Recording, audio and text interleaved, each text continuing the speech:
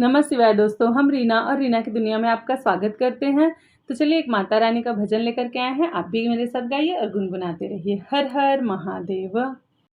ए जी सुतल मैया के जगाई कैसे जी, सुतल मैया के जगाई कैसे, बिना कैले दर्शनवा घरवा जाई कैसे, हो बिना कैले दर्शनवा घरवा जाई कैसे। ए जी सुतल मैया के जगाई कैसे, बिना कैले दर्शनवा घरवा जाई कैसे।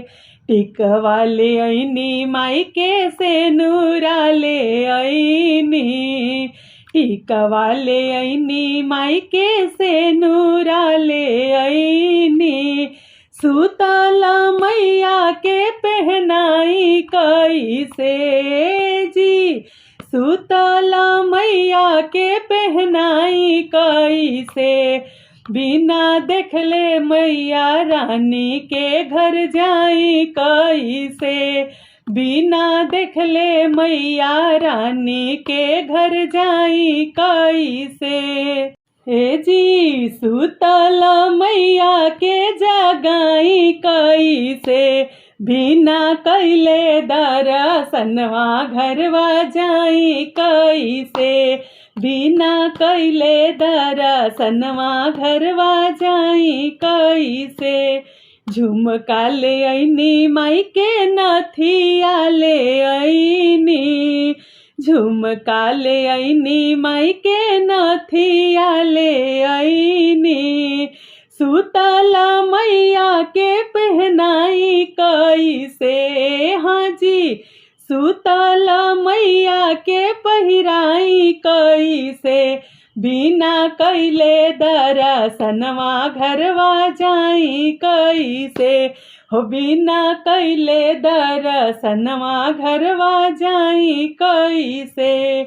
सुतल मैया के जगाई कैसे, हाँ जी सुतल मैया के जगाई कैसे, बिना कैले दर्शनवा घरवा जाई कैसे, हो बिना कैले दर्शनवा घरवा जाई कैसे। हर वाले ऐनी माई के बिंदिया ले ऐनी, हर वाले ऐनी माई के बिंदिया ले ऐनी, सुतल मैया के पहनाई कैसे, हाँ जी सुतल मैया के पहनाई कैसे, बिना कैले दर्शनवा घरवा जाई कैसे, हो बिना कैले दर्शनवा घरवा जाई कैसे।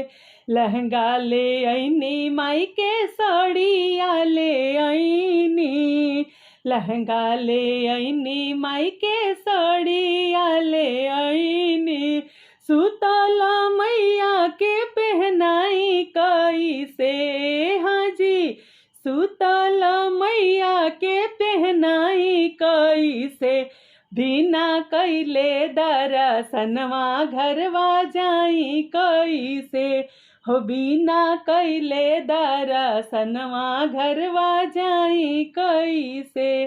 चूड़िया ले ऐनी माई के कंगना ले ऐनी, चूड़िया ले ऐनी माई के कंगना ले ऐनी, सुतल मैया के पहनाई कैसे, हाँ जी सुतल मैया के पहनाई कैसे, बिना कैले दर्शनवा घरवा जाई कैसे, हो बिना कैले दर्शनवा घरवा जाई कैसे।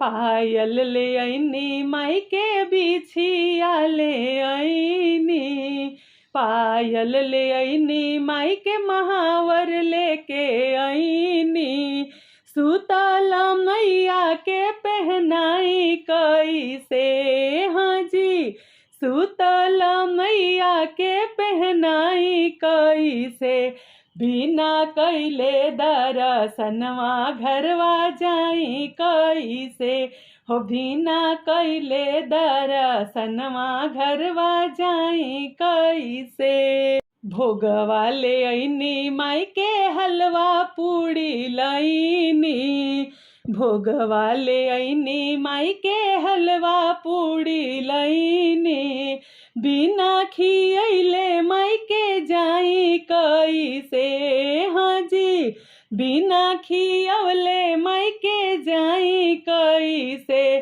बिना कैले दर्शनवा घरवा जाई कैसे, बिना कैले दर्शनवा घरवा जाई कैसे। हे जी सुतला मैया के जगाई कैसे, हाँ जी सुतला मैया के जगाई कैसे, बिना कैले दर्शनवा घरवा जाई कैसे। जय माता रानी की। दोस्तों अगर मेरा भजन पसंद आए तो please like comment share subscribe जरूर करिएगा। हर हर महादेव।